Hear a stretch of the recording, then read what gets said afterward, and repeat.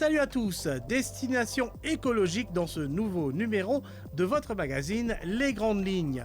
Dans le cadre de ses 20 ans d'existence, l'Aventure du Sucre propose une nouvelle exposition temporaire intitulée Planétaire, consacrée au développement durable et à l'économie circulaire.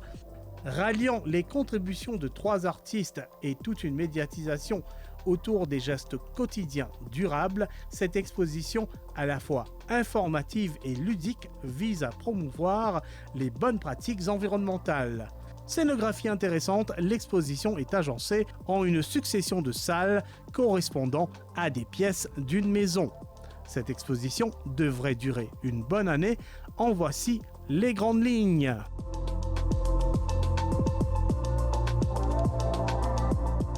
Alors, Planétaire, c'est une exposition temporaire, mais temporaire un petit peu longue, puisqu'elle va durer 1 an, comme toutes les expositions de l'Aventure du Sucre. C'est un énorme travail qui a été fait pour médiatiser, comme à chaque fois, un sujet relatif au développement durable. Planète R, le jeu de mots, c'est sur le R, sur les 5 R. Refuser, réduire, réutiliser, rendre à la terre et recycler, bien entendu.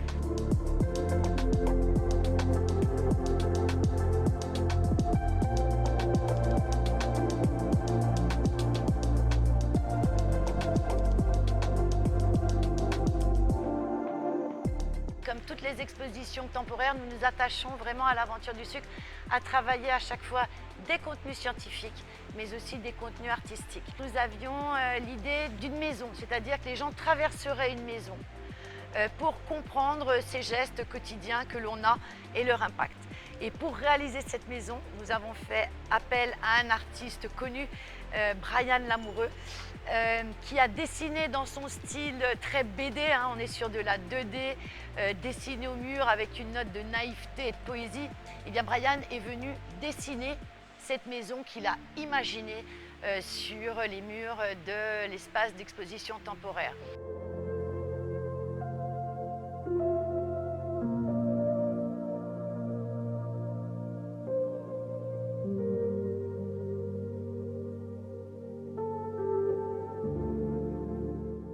À la base, j'aime bien faire des trucs qui ne sont pas forcément à taille réelle, donc je me laisse aller. Donc les trucs sont un peu de travers, ça va dans tous les sens. Et pour ce projet-là, il fallait quand même respecter certaines dimensions parce qu'on rentre dans une maison, donc les meubles devaient être quand même apparaître assez réalistes. Donc il fallait que je fasse les mesures et tout. Ça, c'était un petit peu un challenge pour moi, mais après, j'ai trouvé que voilà, quand tu as le truc, ça devient facile. Mais sinon, au niveau du visuel, le graphique, ça ressemble beaucoup à ce que je fais. C'est du noir et blanc, c'est du linéaire. Donc vraiment les trucs que je connais très bien en fait. Le chat noir, c'est pas mon idée, c'était une idée de Viva, c'est elle qui est venue avec l'idée. Je trouvais que c'était très intéressant parce que ça changeait aussi du côté très linéaire. Et puis c'était un élément assez rigolo et fun que les enfants peuvent suivre tout le long de l'exposition. Mais c'était prévu qu'il y ait un élément et qui est devenu un chat noir à la fin de l'exposition.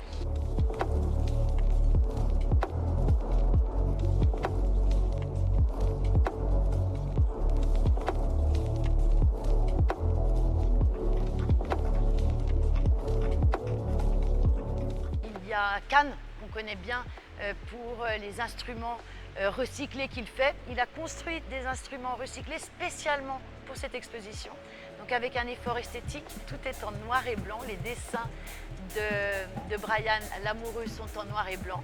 Donc Cannes s'est prêté au jeu et a travaillé aussi, a construit, fabriqué ces instruments en noir et blanc à partir de tôles, à partir de boîtes de conserve, à partir de tuyaux, tout ce qu'il a pu trouver qui lui permet de faire pour cette exposition un didgeridoo et aussi une batterie. J'ai voulu créer une batterie parce que c'est un instrument de percussion assez complet et d'autant plus qu'on a voulu travailler toute l'ingénierie, par exemple les pédales, on a nous-mêmes fabriqué, fait travailler la tête pour voir comment fonctionnent ces mécanismes. Et puis c'était un challenge d'utiliser seulement des objets qu'on pouvait récupérer, accessibles à tout le monde pour monter cette batterie, affiner les sonorités.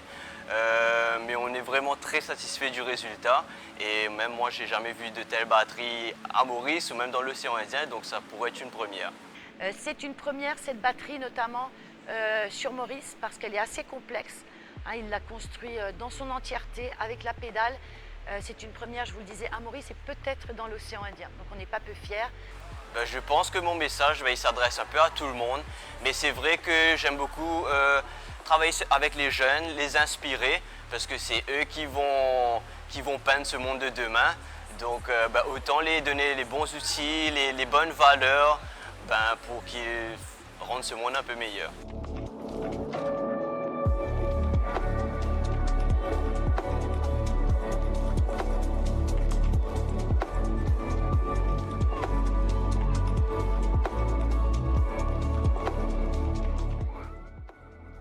Et puis, il y a Laurie Madeleine. Alors, Laurie Madeleine, c'est une autre artiste qui fait des micro-paysages sur des minuscules déchets qu'elle va trouver. Ça peut être un mégot, ça peut être un petit bouchon de bouteille, ça peut être un bout de verre, ça peut être aussi sur de plus gros éléments. Là, on a en l'occurrence dans l'exposition carrément un four. Elle a peint sur une vitre de four. Alors, ce que je fais, c'est que je pars souvent marcher dans la nature et monter les montagnes à Maurice depuis que je suis arrivée ici, donc c'était en 2019. J'ai toujours eu un carnet de croquis à la main pour dessiner les paysages et à faire une contemplation active du paysage. Et puis plus j'avançais, plus je ramassais les déchets sur mon trajet, sur les sentiers. Donc je ramasse les objets sur le sentier que je trouve et en fait je réalise des dessins in situ sur l'objet même qui devient un support de création. Donc c'est plus un déchet, ça devient un support de création. Et en fonction du support, j'adapte la vue et la perspective que je vais dessiner. Donc c'est souvent des tout petits objets comme des bouchons ou des gobelets ou même des mégots de cigarettes. Et c'est revaloriser l'objet qui a été abandonné, que je récolte et qui a une nouvelle vie. Donc ça permet déjà, c'est un acte écologique que je fais de manière habituelle sans même dessiner dessus pour enlever les déchets qui sont sur le territoire, en tout cas là où je passe et où je les vois. Et ensuite, une fois que c'est exposé, c'est un outil de sensibilisation aussi sur l'environnement et sur les déchets et les traces qu'on laisse sur notre passage, elles peuvent être volontaires ou involontaires, ces traces-là. Et ça permet de mettre en valeur et de se dire qu'autre chose est possible avec ces déchets. Là, c'est une sélection d'œuvres que j'avais déjà réalisées. Après, je les réalise de manière hebdomadaire. Enfin, c'est vraiment au fil de mes rencontres avec les objets, au fil de mes promenades et de mes randonnées. Donc c'est toujours, c'est pas comme c'est des dessins in situ, c'est vraiment assez régulier la production de ces œuvres-là. Et là, c'est vraiment une sélection qui a été réalisée avec toute l'équipe pour que ce soit aussi coordonné avec la scénographie globale, les dessins, la signalétique et ce qui est raconté. Donc on a sélectionné un four parce que là, je me situe dans la cuisine de l'exposition. Il y a un four que j'ai trouvé à Moka sur lequel j'ai dessiné et puis des éléments, des petits éléments qui ont une thématique colorée en fait pour s'inclure dans l'espace de l'exposition.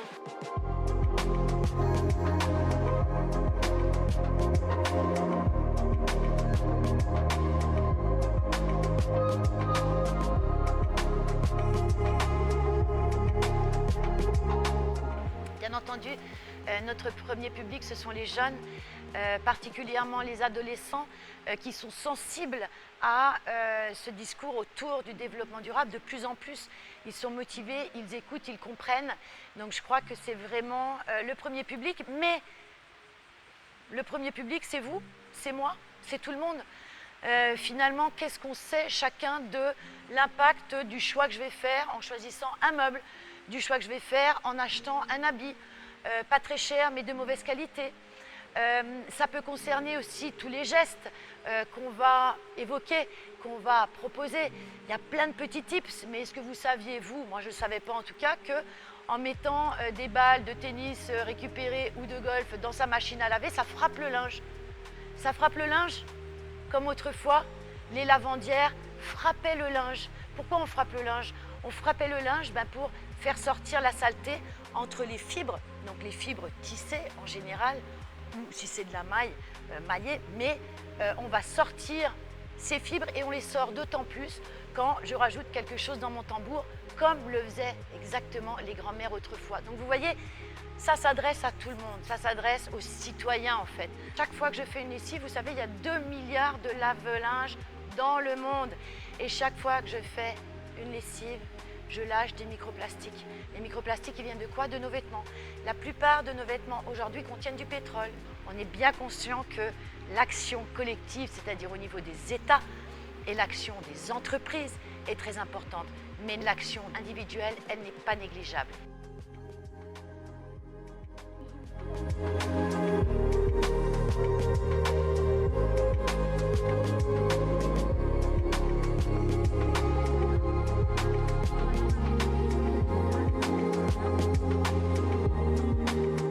Deux choses qui nous semblent très importantes dans la partie du garage, puisque la maison dans notre exposition contient aussi un garage, c'est la mobilité durable. La mobilité durable, on sait qu'on va de plus en plus aller vers des voitures électriques. Et puis la mobilité durable, on le voit dans toutes les grandes villes en Europe, c'est le vélo qui recommence à être à la mode. Il y a une petite anecdote ici, c'est que c'est un vélo qui est fait à partir du recyclage de capsules de café. Donc voilà, ça c'est la petite anecdote, mais au-delà de ça, c'est évoquer, encore une fois, la mobilité durable. Pourquoi? Puis-je préférer mon vélo si j'ai une petite distance à parcourir? Donc c'est ces choses-là qui sont évoquées. Et puis la réparation. Aujourd'hui, on a quand même tendance à être dans le tout jetable.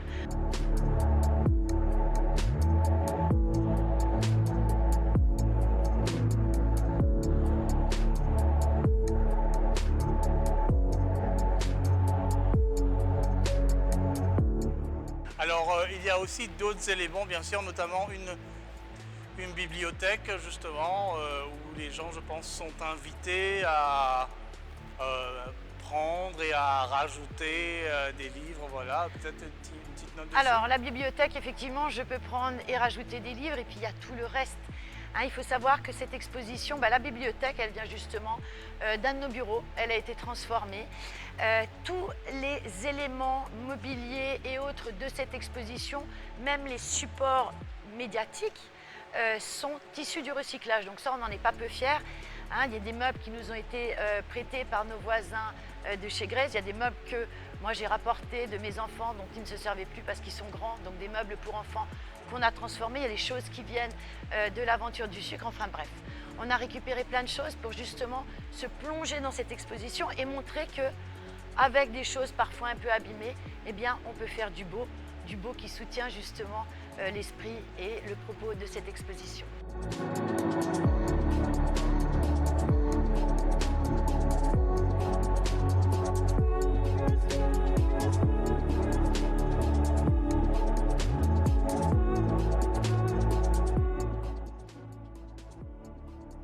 Et autre chose, j'aimerais peut-être aussi parler des différentes ONG en fait qui sont quelque part aussi inclus d'une façon dans cette exposition. Donc il y a aussi, je crois, l'exposition comporte une sorte d'interface où on peut peut-être se familiariser avec leur action. Alors justement, parlez-moi de cet aspect-là de l'exposition. Alors moi je voudrais vraiment, sincèrement, du fond du cœur, remercier les mécènes qui ont rendu possible cette exposition. Ces mécènes, ce sont des entreprises ou des institutions qui sont elles-mêmes fortement engagées dans le développement durable. Donc vraiment merci parce que, encore une fois, ces actions de médiation auprès du public, en particulier auprès du public jeune, c'est eux qui permettent de réaliser ce type de projet. Et puis, autour de cette exposition, il y a plusieurs ateliers que nous réalisons en partenariat avec des associations, des ONG de la région de Pamplemousse. Nous en avons déjà conçu et pratiqué 3 à raison de 2 ou 3 ateliers par thème, donc 9 sessions déjà. Grâce encore une fois là à d'autres partenaires ou eux-mêmes qui nous ont aidés aussi dans cette réalisation. Donc à chaque fois nous travaillons avec un spécialiste, que ce soit un artiste ou un technicien de sa partie, et nous recyclons d'anciens objets d'une façon artistique avec des femmes de la région, des femmes vulnérables, avec des enfants, avec des groupes mixtes qui vont apprendre, grâce à des artistes, à, encore une fois, transformer le déchet en quelque chose de beau.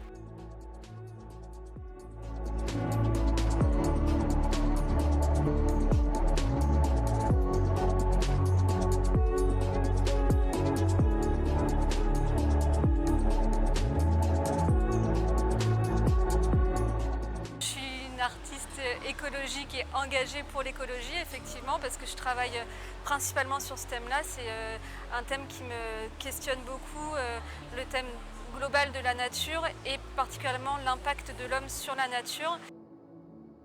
Quand je vois des personnes se questionner et se dire il y a des objets assez improbables que je trouve, par exemple le four, c'est assez improbable de trouver ce genre d'objet. Et ça questionne en fait les personnes qui regardent et peut-être qui ont un œil plus attentif après sur leur environnement à eux. Et c'est juste avoir une sensibilisation et se dire, éveiller la créativité aussi, se dire qu'il y a d'autres choses de possibles et que le déchet peut être autre chose et qu'il faut qu'on fasse attention aux traces qu'on laisse dans la nature. J'ai appris énormément de choses dans l'exposition, c'est sûr. Mais j'avais une démarche où, chez moi, par exemple, je dessine beaucoup sur du papier. Donc ce que je fais, c'est avec les genres de packaging, il y en a tellement maintenant, que des fois je les prends carrément pour en faire des dessins, ou des dessins dessus. Et aussi, j'ai 2 chiens et j'utilise beaucoup les cannes pour leur donner à manger. Et ça va à la poubelle, donc je me suis dit, qu'est-ce que je peux en faire? Donc j'essaie de les redécorer pour faire des porte-plumes ou des pots de fleurs ou des choses comme ça. Donc j'étais un peu dans cette démarche-là et dans l'expo aussi, j'ai appris énormément de choses, des petits trucs, des petites astuces, mais qui a un grand impact sur nous et sur l'environnement en général. Donc c'était bien, c'était gagnant. J'espère que cette conscience écologique n'est pas seulement un phénomène de mode, mais que c'est vraiment une réalisation, une prise de conscience qu'il y a un problème et qu'il faut trouver des solutions. Par exemple, avec mes instruments, je ne sais pas s'ils vont sauver le monde directement, mais ça peut inspirer les gens à voir des façons directes comment réutiliser les déchets, comment réutiliser certaines choses et éviter le gaspillage et la consommation inutile, on dira.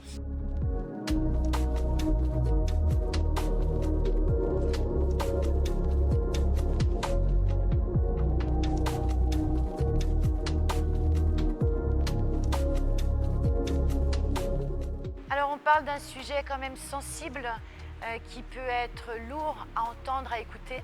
On a voulu justement avoir un discours qui n'est pas du tout culpabilisant envers le visiteur, qui est aussi un citoyen, qui est à même de recevoir une information, mais sans lui donner l'obligation, l'injonction presque de faire quelque chose. Parce que cette exposition, finalement, elle dit quoi? Elle dit qu'il y a des petits gestes qu'on peut faire dans notre vie, des gestes que l'on fait déjà, des attitudes que l'on a, et on va mettre ces gestes, ces attitudes en face des grands enjeux planétaires, environnementaux. Outre cette exposition planétaire, des ateliers artistiques ont également été organisés durant l'année en collaboration avec de jeunes artistes locaux et des jeunes de la région environnante afin de promouvoir les 5 R du développement durable: refuser, réduire, réutiliser, recycler et rendre à la terre. Invitation ouverte donc à l'aventure du sucre. À noter que l'entrée est sujet aux tarifs pratiqués par l'établissement.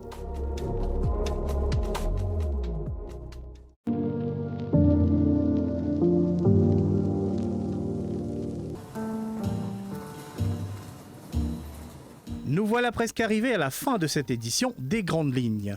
Quelques annonces avant de se quitter, à commencer par cette brève rétrospective. どうしたの? ママは?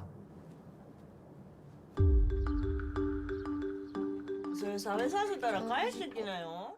Après 4 ans de hiatus, l'ambassade du Japon à Maurice lançait ce dimanche 26 mars l'édition 2023 du Festival du film japonais. Cette édition du festival se veut la première après 4 ans d'activité post-Covid.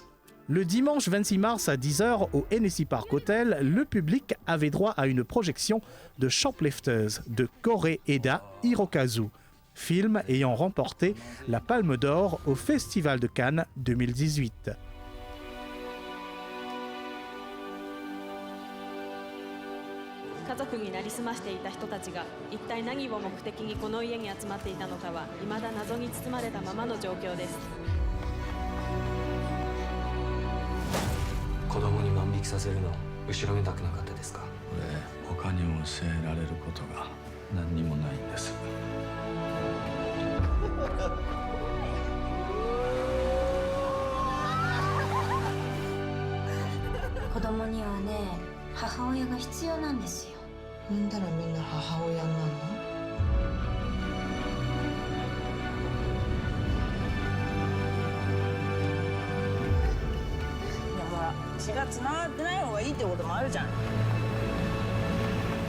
Le festival se poursuit mais à huis clos jusqu'au 11 avril 2023 avec 2 autres films, Where I Belong et Between Us. Ces films seront toutefois projetés exclusivement au Curtin Mauritius et au lycée des Mascareignes et ne seront pas ouverts au public. L'événement marque toutefois la clôture d'une saison culturelle tout en annonçant une nouvelle saison imminente qui sera axée autour de thématiques habituelles telles que la cuisine, la musique et l'art sous ses formes les plus diverses.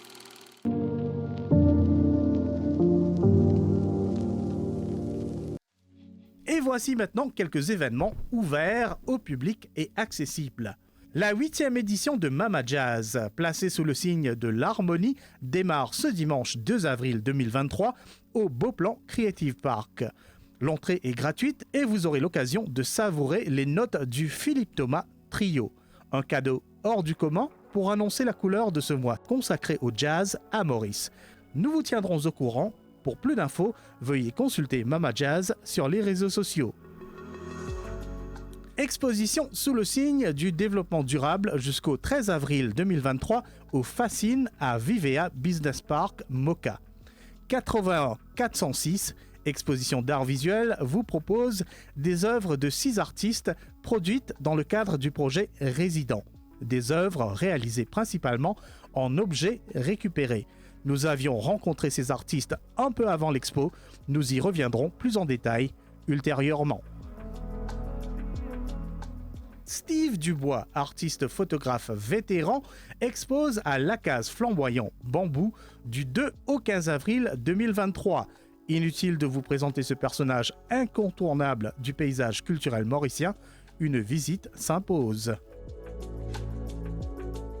Du 7 au 27 avril 2023, Patrick Rico vous invite à découvrir ses œuvres au Creative Park Beauplan, titre cryptique pour cet opus, Who Are You? Depuis ce 17 mars et jusqu'au 2 mai 2023, le Blue Penny Museum, en association avec l'Iconothèque historique de l'océan Indien, vous propose Pour lui, longtemps. Entrée libre et gratuite, veuillez appeler le Blue Penny Museum pour les heures d'ouverture. L'espace L'Art, la Tour Koenig, vis-à-vis du centre Nelson Mandela pour la culture africaine, accueille jusqu'au 10 avril 2023 une série de 19 tableaux inspirés des saintes écritures bibliques. Ces bas-reliefs sont signés Emmanuel Richon, qui pour la circonstance enfile sa casquette d'artiste. L'entrée est gratuite. Il vous reste encore quelques jours jusqu'au 2 avril 2023 pour profiter de l'exposition Îles, mythes et réalités au musée d'histoire naturelle de Maillebourg. L'entrée est gratuite et vous pourrez y admirer les œuvres de 40 artistes venus d'à travers le monde dans le cadre de la résidence artistique Escale qui s'est tenue fin 2022. Quelques jours encore donc pour admirer cette impressionnante production dans le cadre enchanteur du musée de Maillebourg. Point final à cette édition, on se retrouve dans une semaine, restez en ligne.